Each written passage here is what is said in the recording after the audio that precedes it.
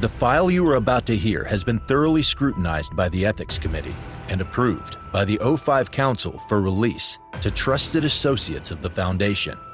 This is SCP Unredacted.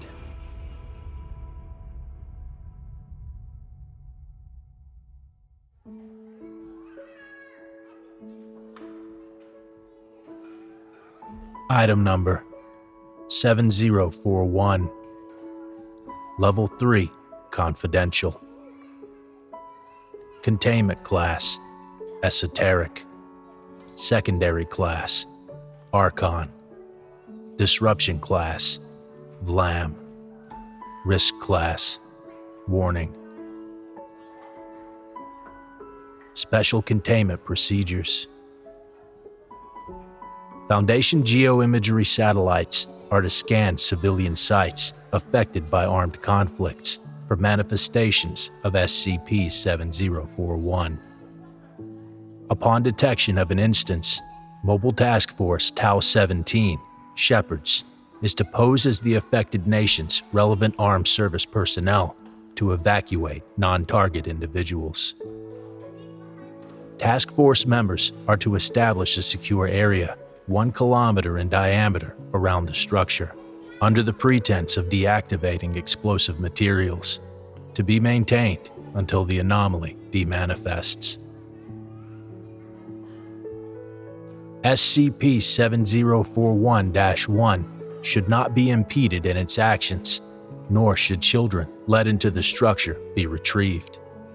Witnesses to the event are to be administered Class A amnestics and provided the attached cover story, NGO-sponsored Youth Rescue 4C. Living relatives of children brought into the structure are to be administered pseudosine alpha 7041 yearly until all their offspring are released. Should all relatives of a child be deceased, -1 has agreed to remand them into temporary government-sponsored custody. Such children are to be administered Class B amnestics. In order to ensure the integrity of the structure and the safety of its residents, tri-annual inspections are to be carried out by small teams of Tau-17 personnel. During these inspections, exploration of the grounds for purpose of data collection is permitted on the condition that staff remain unarmed and unprovoking of the structure's residents. Personnel violating these terms do so at their own risk. Description: SCP-7041 presents as a shelter, varying in appearance across manifestations and geographic locations in order to blend in with surrounding structures. Regardless of external appearance, the interior of the building exhibits anomalous spatial properties, with the interior volume being far larger than its physical constraints. Different instances have demonstrated different internal layouts, though some features remain consistent. An Impressionist-style wall mural depicting a seaside property located at the entrance. A large dining hall located toward the apparent center. Individual rooms with doors denoting information about their occupants located throughout the building. Manifestations of the structure are occupied by a caretaker, -1, who always appears as an adult female of varying ethnicity. The entity currently resembles an African American woman in her late 20s. Regardless of the entity's apparent ethnicity, it is multilingual, having been documented as being fluent in all recognized modern languages. Despite having a human appearance and no documented biological abnormalities, -1 has demonstrated a number of anomalous capabilities. These have included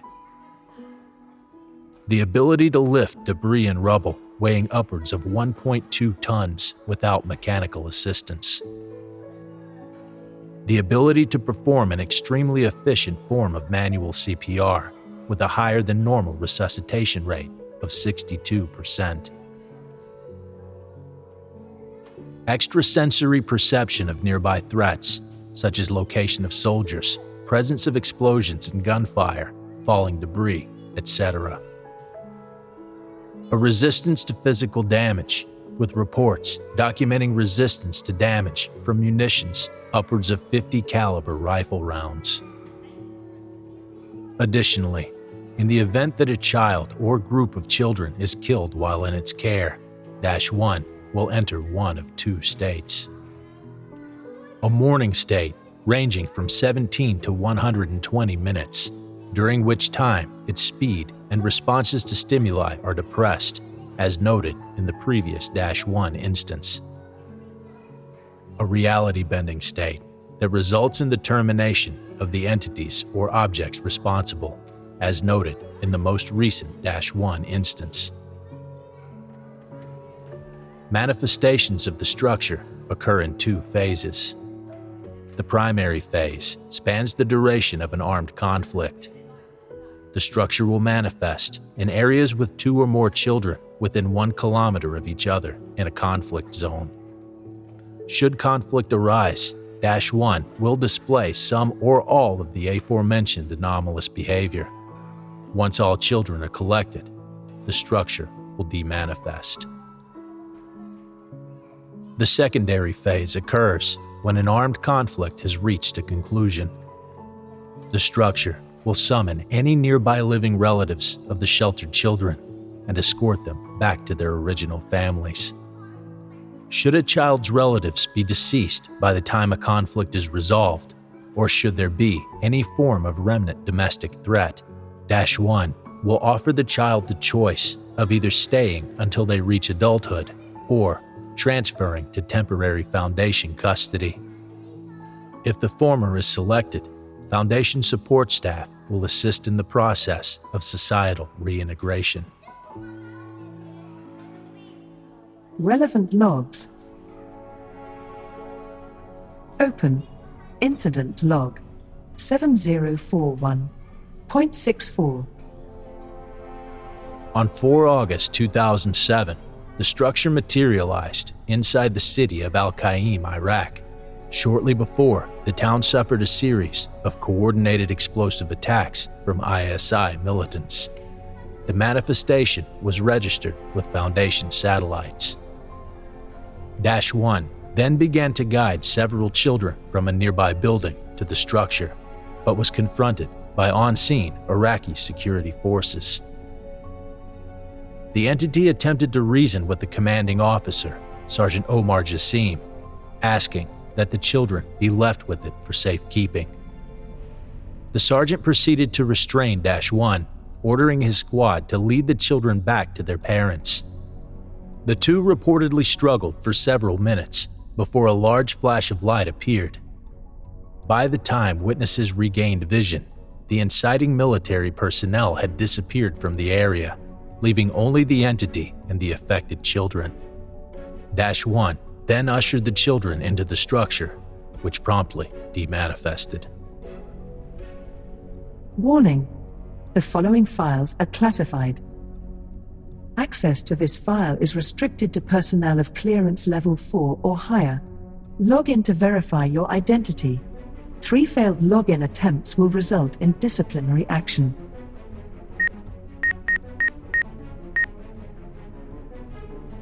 Login accepted. Welcome, Dr. Polinsky. Access: Extended Exploration Log 7041.275. Date: 18 April 2014. Objective notes and events summary. Tau 17 agents Rachel Melbrook and Lindsey Forell conducted a recorded inspection of the structure, as well as the well-being of its occupants. After a brief discussion with -1 regarding the nature of their visit, they were permitted onto the premises for a 4-hour inspection. During this time, Agent Melbrook was separated from Agent Forell, who later returned in an attempt to retrieve her. The following logs document both expeditions, as well as an additional interview conducted between Agent Melbrook and -1. Exploration Log 7041.275.0. Initial inspection attempt. Begin log. Well, that went surprisingly well. What makes you say that? Were you expecting to get vaporized? Or whatever she did to that dick Knowles and the rest of 17-3, yeah. The pair walks around the foyer for several minutes before heading into the main hallway of the building. Numerous doors extend on either side of the hallway, bearing placards denoting the occupant's name and birthday. Oh, hell. You don't think Sergeant Knowles would be fine with us just glancing through a few halls and calling it a day? Not a chance. Fine. Let's just get this over with. Agents Forell and Melbrook begin to walk through the hallway. Doors along either side remain closed, and little activity is noted for the first 31 doors. Upon reaching the 32nd door, however, the agents stop as a young girl with a Middle Eastern appearance steps out and hurries past them. Her placard reads, Samia, April 2000, Syria. What happened to her face? Agent Melbrook turns to Agent Forell, her face in a deadpan. Those are from vesican exposure, Lindsey. I'm pretty sure anyone else from this batch of kids will have ones like these. Agent Forell's footage lingers on the young girl as she continues down the hallway. A few moments later, she stumbles, then sits down and begins to attempt to retie her shoes. Hold on a second. Agent Melbrook approaches the young girl with palms held outward, then gestures to her shoes. She assists her and then stands, crossing back over to Forell. Agents Forell and Melbrook continue their route for approximately 16 seconds before encountering -1. Oh, there you are. Has everything been satisfactory thus far? Yes, ma'am. Everything appears to be to protocol standard. I should hope so. I put quite a bit of care into this place. -1 moves to pass the two agents, but stops shortly in front of Agent Melbrook. Oh, and Rachel. Your kindness is appreciated, but I believe the terms of your assignment mention avoiding direct interaction with the children here. I would proceed with caution. You risk frightening them. Understood. -1 continues past and around the corner, as do Agents Forell and Melbrook. Jeez, she's running a tight ship around here. I guess, but that's reasonable enough when you're overseeing a group of trauma victims. In any case, Agent Melbrook pauses upon noticing an adjacent door. Rachel? What's wrong? Rach? was that door there before? Agent Melbrook points to a dull green door on the pair's left. The door's placard reads, Rachel Melbrook, December 19. Retained. This is me. That's me. That's my fucking birthday. Rach, are you sure? You weren't on any of the records. Pretty sure we'd be noting down personnel who... No, but why would this be here then? If I was here, then they told me that my parents... Rachel? No. I need to ask Miss Rosemary. Agent Melbrook turns abruptly, beginning to run down the hallway. Wait, Rach! Agent Melbrook's recording ends at this point. The following 216 minutes of footage show Agent Forell attempting to locate Agent Melbrook. During this time, she grows increasingly distressed, reporting inconsistencies against known layouts of the structure, as well as what is described as shuffling of the structure's passages. After failing to locate Agent Melbrook, Agent Forell elects to instead temporarily exit the structure in order to receive guidance from off-site Foundation staff. Footage cuts off once the exit has been reached. End log. Interview log 7041 Point 92. Interview between Agent Melbrook and SCP-7041-1. Begin log. Footage for Agent Melbrook's camera resumes. A hand passes in front of the lens as if switching on the device. -1 is sitting on the other side of an oakwood table. She does not appear to acknowledge the camera, instead choosing to look solely at Agent Melbrook. You know what I came here for. Of course, dear. An inspection. And, evidently, a bonus interview. Bonus? No. Who the hell are you? Who the hell am I? Why do I have a room in your goddamn orphanage? -1 appears to grow somber, hesitantly reaching out a hand, then drawing it back. Please, Rachel, do not raise your voice at me. I can tell you whatever it is you wish to know, but I ask that you not be hostile with me when I do so. Then answer the questions, and fast. Shit, Lindsey, Your partner is all right. I've ensured she can locate the exit when she wishes to do so. But she's gonna be looking for me. I would prefer that we not have interruptions. I'm sorry, dear. I can only assure her safety. Agent Melbrook pauses, but appears to settle back. Right.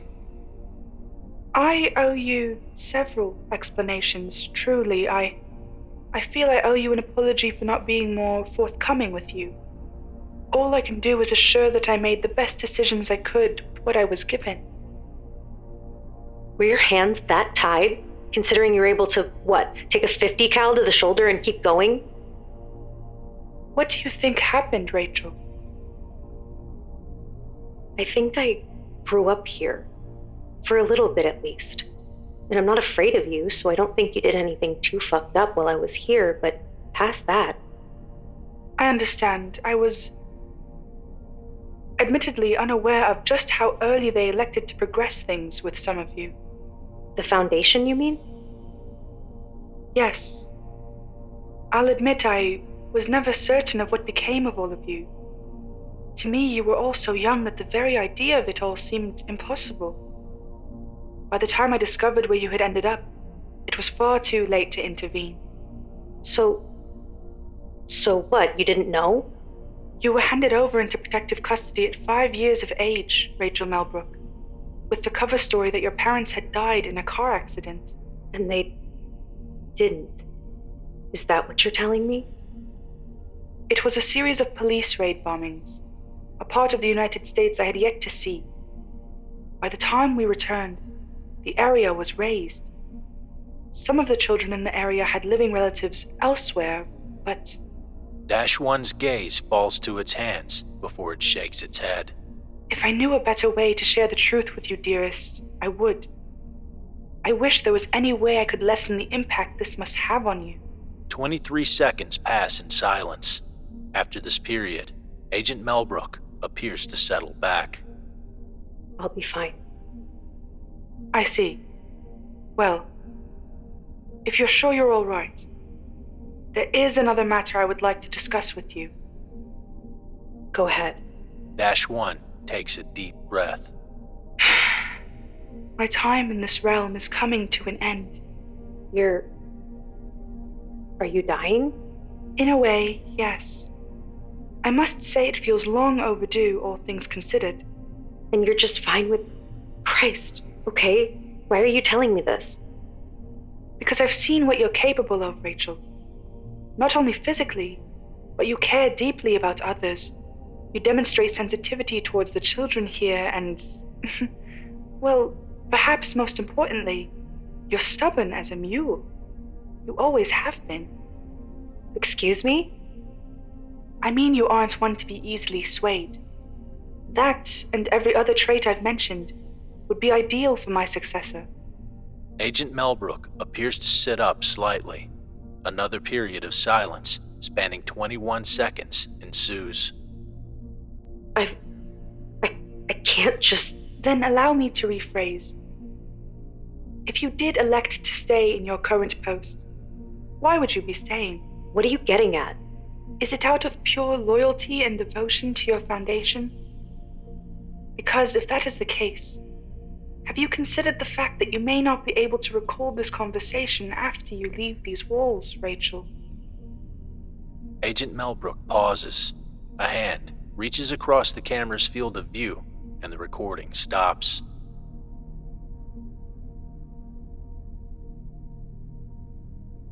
End log. Exploration log 7041.275.5. Attempt to retrieve Agent Melbrook. After several minutes of consultation with off-site Foundation staff, Agent Forell returned to the interior of the structure. Per advisement, she was to ignore the inspection objective.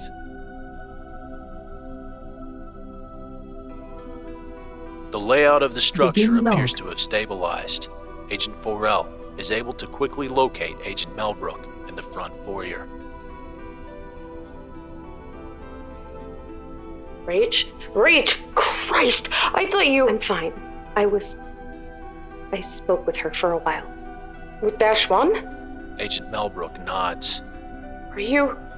You know what? We can talk about this later. We need to go.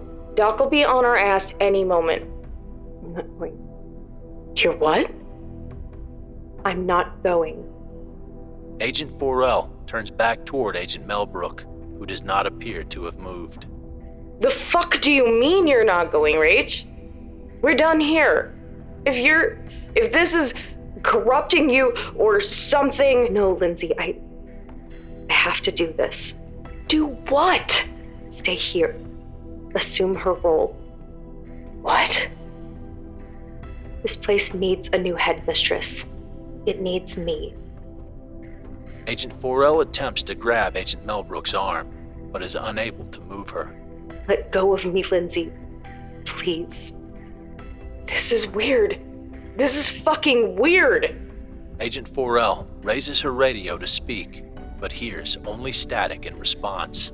Damn it, Rach. We need to get you back. You aren't safe here. And I'm safe with everyone back there? Really? This feels like the first decision I've made for myself in so long. I refuse to be forced into that life again. I'm sorry that it means I need to leave you behind. Rach, you're my partner. I need you to stick by me. It's not safe out there alone. Agent Melbrook pulls Agent Forell toward her.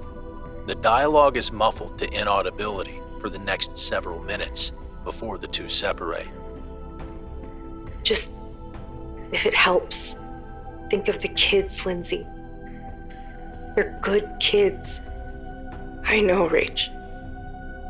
You are one of them. Agent Melbrook guides Agent Forell to the door, handing her a device, later confirmed to be her body camera, along with other Foundation-issued equipment. Once outside, 67 seconds elapse without movement before Agent Forell's hand reaches across the camera's field of view. End log. Closing statement from Sergeant Knowles, Tau 17. After debriefing Agent Forell, I offered her the option of receiving Class C amnestics, treatment, and/or being reassigned to another Site-12 task force. Agent Forell declined both offers and insisted on remaining with Tau 17. I will approve her reintegration pending a positive Sterling-Kesher emotional resilience report from the psych team, recommending enforced limited contact between her and -1. Note from Michael Brown, head archivist for Tau 17. Let's make sure our logs on this thing are up to date as well to avoid another meltdown. I've got no idea how many staff might have been associated with it, and I'm not intent on asking. We had a hell of a time transcribing that footage. Note: based on the documented observations, Foundation research staff associated with Tau 17 concluded that after a life cycle of approximately 100 years, the entity will pass its anomalous properties to an adult female previously in its care. The former identity and memories of this new instance appear to be retained.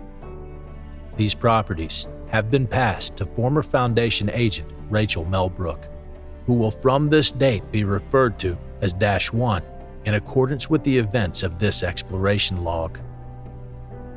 The pre-anomalous incarnation of the former agent Melbrook is to be considered missing in action. Close. Extended Exploration Log 7041.275. Open. Interview Log 7041.93. Date: 21 April 2014. Note: the interview was conducted on-site at the structure and took place in -1's study. Junior researcher Samantha Dalton was selected to conduct the interview due to her resistance to external emotional influences, as well as her lack of previous connections to former Agent Melbrook. SCP-7041-1. Begin log. Hello, -1. Thank you for taking the time to speak with me today.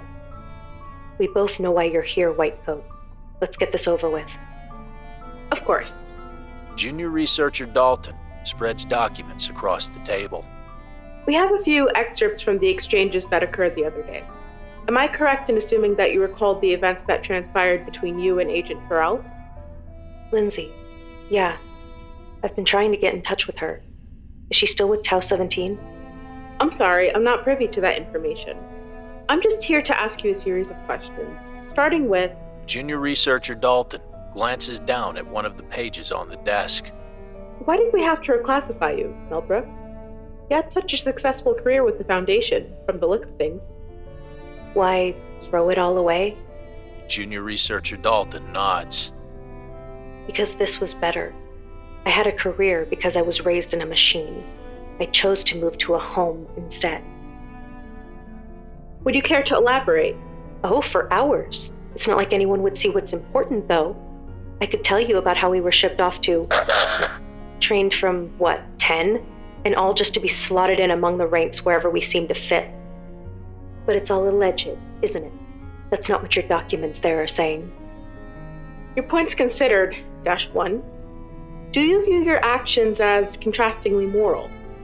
For example, how do you reconcile with separating children from their families? There is 33 seconds of silence, during which time neither participant breaks eye contact. They come with me, or they get blown to pieces.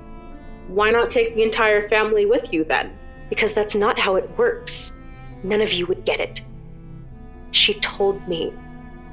I saw the agreement. The original one, not the Foundation one. Rose was working with limited terms. So am I. We just do what we can. If we tried to uproot every person impacted by a conflict, we'd be disrupting more than just somebody's war plans. So you view yourself as being bound by a greater cause? Yeah, but it isn't martyrial. I can't throw off the universe. All I can do is save the kids I can. And speaking of... -1 produces a folded sheet of paper and passes it across the table. I've revised the standing agreement between the Foundation and myself. Our benefactor saw to it that the former was terminated. You all can either accept it, or try to strong-arm me like you did Rose, and you know how that ended. Junior researcher Dalton scans through the document. I don't believe I have clearance on a great number of things mentioned here, -1. Don't worry. You won't even remember it. -1 rises from her seat and gestures to the door. I'm sure you'll fare better with other subjects.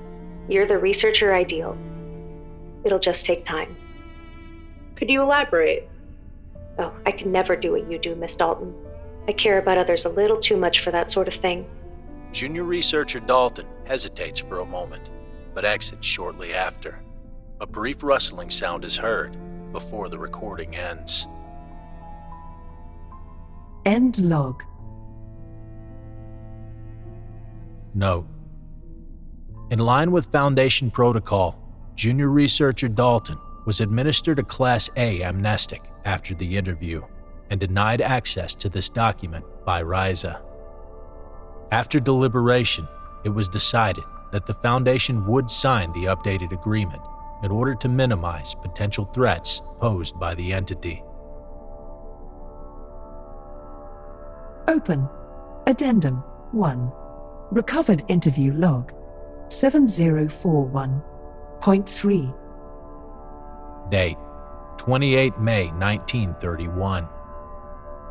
Note: the following interview log was uncovered after several months of archive review by Foundation staff. Per the description of the author's surroundings, it appears that the interview took place in -1's study. Records attribute this entry to a Dr. Donovan Taylor, who appears to have embarked on the expedition alone. The subject, or SCP-7041-1, as we have thus dubbed it, is a peculiar one for my line of work. It displays a mild countenance and an overall pleasant nature. And aside from a scuffle over one of the researchers keeping a derringer on his belt, it has been exceptionally cooperative with our efforts to know it better. I sat across from the subject at a finely carved desk, a low lamp hanging dimly between us as we spoke.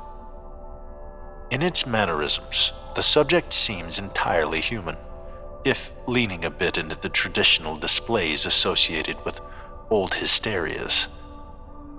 It seems particularly sensitive at mentions of its children, whom I have scarcely encountered during my brief expeditions through the halls, and has insisted on the drafting of an agreement with our Foundation to ensure their safety. I assume this to encompass the subjects as well, although it has demonstrated a remarkable resistance to physical harm, if the stories of its expeditions are to be believed in full. How are you faring, Doctor? An English accent, perhaps stemming from the areas near London, was clear in its words. It offered me a cup of tea, which I declined. We are yet unsure of its true motives, and settled into its own seat. I knew better than to ignore such pleasantries when they were offered. Quite well, thank you. I believe you had a pressing matter you wished to discuss. The subject smiled, rather amicably so. Indeed, I do. I admit I felt the faintest twinge of fear at the sound of an opening desk drawer. I entertained, for a moment, the possibility of some elegantly lethal dagger ending my conscious visit. What was extracted, however, was not a weapon, but instead a series of paper sheets. I have spent several nights deliberating over the contents of this document, sir. It appeared eager for my attention, and so I gave it, meeting a pleading gaze with my own. I have drafted up terms which I believe will suit us all quite well, if you would. It trailed off, carefully placing the sheets in front of me. I noticed its gaze toward me did not falter even as I read through the listed items. It seemed to be preparing for something, although even in reflection I am unsure what. The requests listed in the agreement seemed reasonable enough. A blanket guarantee of mutual amicability, the administering of a tonic meant to resolve worried guardians, the permission for occasional exploration. I found myself nodding at the end of each line, raising an eyebrow at a few and posing a question at only one. -1. Are you certain that these unattended children would not fare better in permanent custody? The entity blinked slowly, seemingly struck by confusion. You don't believe such an arrangement should be temporary? I nearly spoke in quick rebuttal, but reminded myself of the subject's ignorance in spite of its own anomalous state. Such matters require exceptional patience, particularly when one believes itself to be human. Put simply, my dear, this world is full of creatures and places far stranger and more dangerous than your own. Beyond that, this world's propensity for bloodshed would pose a threat to any child you intended to return to it. I was admittedly uncertain of the extent to which the subject knew the dangers of my field, or of any role in our Foundation, but had it confronted me on them, I would have steadfastly held this position. I must admit that I lack some faith in your approach, sir. I do not imagine that children would fare well in such a regimented environment. A child, a most valuable commodity, is not to be lost to otherworldly horrors before its prime, -1. It is better nurtured and trained to understand and confront them. The subject appeared apprehensive for several moments before speaking up, its voice steady. But you would ensure they were looked after? Of course, my dear, as if they were our own. At this, it seemed to settle considerably, removing the paper displaying the affected terms from the stack in front of me and writing out a quick revision. It signed a section at the bottom with what was perhaps its original name, Rosemary McIntyre, before returning the sheet to me, at which point I, too, drew out my signature. I felt emboldened to reach out a hand to the subject, who grasped it gently for a moment. A gesture of trust, and perhaps a good omen for the future of our relation with it and its inhabitants. Note: the agreement mentioned in this entry was upheld until April 2014, at which time an alternate draft with several revisions was proposed. Of particular relevance to this entry, the Foundation is no longer to keep orphan children past the time span required to place them with a civilian family. Close. Addendum 1. Recovered interview log 7041.3. Open. Addendum 2. Letters. Recovered from the personal desk of SCP-7041-1. During a small-scale investigation into a quasi-anomalous occurrence in New Hampshire on 8 July 1993, Agent Aaron Youssef uncovered a series of documents from the Dawson family estate. After confirmation from Command and approval from the entity, Agent Youssef retrieved the following collection of letters.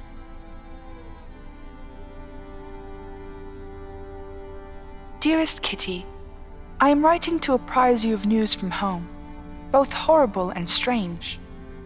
My last child, Stanley, like Lucy and Alexander before him, has passed from the influenza. My grief seems to know no end since the war began. First, Daniel is killed by the Ottomans. Then my parents succumbed to consumption while trying to treat the wounded. I thought my children safe from these horrors until the epidemic reared its head. As bleak and harrowing as it is to have lost them in such a short time, I take comfort in knowing they are all together in heaven with the Lord. And now, the strange. The man with the red mustache was present at Stanley's funeral as well, only this time, instead of his usual condolences, he asked for a private meeting next week in London. I must admit, I find intrigue in this man. There are few I've met who save their words for such dreary situations, but I cannot say his presence has been unwelcome. I may just meet with him before I leave Birmingham. This brings me to ask a rather large favor of you and William. I have grown weary from the stench of death and despair that has consumed Britain and the rest of Europe, and beyond that, my house is cold and quiet. Since I have no family nor purpose tying me to this country, I would greatly appreciate it if you two consider hosting me at your estate in New Hampshire. I will work as a maid to earn my keep if need be, at least until I am able to find a place which I can call my own. I look forward to your response and continue to pray for you and your family. Perhaps if one of us must invite in death, the other may be spared his presence. Yours, Rose McIntyre. Dearest Kitty, I had first intended to wait for your response to my previous letter, but found myself unable to after what has just transpired. I do not mean to frighten your gentle heart. It is strange but good news, and much needed after the events of the past 2 years. I met with the man with the red mustache a mere hour ago. As I write this, my coat is still drying. London weather is so terribly dreary compared to the blue skies I hear of in the States. But the lovely little tea room I found myself in was warm and welcoming, and I must say the same of my counterpart. He was in all ways a gentleman. I've scarcely met someone that could read a person so well, assuage their worries so easily. But then, there is so scarcely a man like him, as I soon found. As we spoke, I came to discover that he knew a great number of things about me, some of which I have yet to utter aloud. At first this frightened me, and I nearly left for fear he was some sort of killer. But he shortly convinced me to hear him out, and I found myself compelled by a kind nature in his eyes. He assured me he meant no harm, that he knew a great number of things about a great number of people, and that of all of them, he felt I was most suited for a task he had in mind. Well, Kitty, you know how I took to Mr. Donovan's similar proposition when we were young. I took my teacup and nearly tossed its contents in his face, but found myself unable to do so. Again, he simply looked at me with a gaze I could only describe as near holy in grace, and quietly reassured me I was mistaken. Once I had settled, he informed me of his proposition. An orphanage, to be constructed before the year's end, awaiting a headmistress. One that could ensure the children's utmost safety, even in the most dire of straits. I could take the role, he told me, if I was willing to leave what little I had behind. Kitty, I love you and William dearly. I know that you are happy, and I wish you to only continue in the joy you have found together. For that, I know I must take up this role. I could not live with myself if I knew I was a burden upon your peace. I now only hope I can bring peace to some of my fellow lost souls. Yours, Rose McIntyre. Dearest Kitty, I apologize greatly for my delay in answering your letters. Since taking up my position at the orphanage, I have found my days to be occupied with all sorts of matters, some stranger than others, but none unwelcome, as they all help ensure things remain well for my children. And they must, as they are such wonderful children, Kitty. In their eyes I find hope I thought I had forever lost. They are so young, and yet they have experienced so much of the horrors of the world. I feel such an urge to protect them, to do what I can to make up for what has been done to them. A warm embrace or soft song feels so trivial, and yet when I look upon their face after these small gestures, I can see some part of them has healed, however small. Some of them are what an inexperienced matron would call difficult. I've sat through more than one declaration of hatred, heard a few doors slam, and almost done the same. But then I remember how cold and how numb I felt at my own losses, and I know it is my duty to extend grace, to continue to love them until they know they can be loved and feel loved themselves. The hardest part has been the returns, truly. In the past several months I have rescued children from Mexico, from Ireland, from Ukraine. I have listened to their stories, held them as they cried, cooked them dinner, helped them wash up, only to kiss them goodbye and return them to an uncertain future. Certain, perhaps, with the presence of family, but not certain of a lack of future despair. It hurts me, and yet I know it is merely one of the facts of being a mother, to give one's own child to their future, and trust they will be all right in their own measure. Some I have not yet been able to return, however, for lack of family or safety in their origin. These I can only mourn for and vow to do well for them for as long as they may need it. Perhaps, if the speed of the world continues to pick up pace, I may even ask that some of them assist me as caretakers. There is so much that remains to be seen, so many days to be filled with duties, and yet I have no regrets about agreeing to the offer of a mystery man in a tea room, all those months ago. Yours forever, Rose.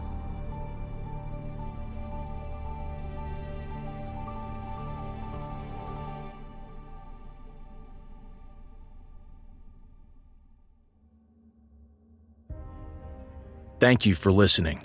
If you like what you hear, join my Discord community, hire me on Fiverr, or help support me by becoming a patron for as little as $3 a month. Regardless of tier, all patrons get early access to every single episode. The links are in the description. I don't have the talent it takes to write a skip. All I do is read. Original authors make this podcast possible, so credit to the original author. Their link's in the description. Show them some love as well. Consider becoming a member of the SCP Wiki. Upvote their work, and maybe write a skip of your own. Maybe I'll read it here someday. You never know if you never try. The content of this podcast and content relating to the SCP Foundation, including the SCP Foundation logo, is licensed under Creative Commons Sharealike 3.0, and all concepts originate from scpwiki.com and its authors. This recording, being derived from this content, is hereby also released under Creative Commons Sharealike 3.0.